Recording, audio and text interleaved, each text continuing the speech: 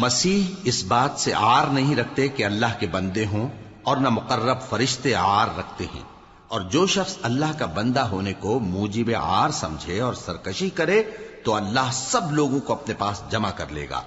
اب جو لوگ ایمان لائے اور نیک کام کرتے رہے وہ ان کو ان کا پورا پورا بدلہ دے گا اور اپنے فضل سے کچھ زیادہ بھی عنایت کرے گا، اور جنہوں نے بندہ ہونے سے عار و انکار اور تکبر کیا تو ان کو وہ تکلیف دینے والا عذاب دے گا،